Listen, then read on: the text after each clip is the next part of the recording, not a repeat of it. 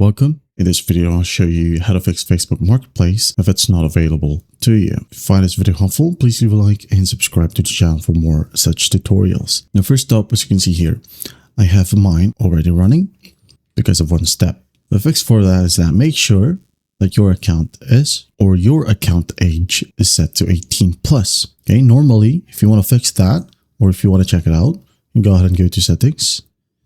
Again, settings. Go to Meta Account Center, tap on it, and then just tap on personal details. And then here you should be able to see your birthday. Okay, I want to tap on it and just tap on edit right here and enter the correct birth date, and once done, hit on save. Now after that, you'll have to verify your Facebook account as well. Now how do we do that? Again, go to account settings right here under personal details. You have identity confirmation. If changing your birth date doesn't fix the issue, okay, just try to confirm your identity from here.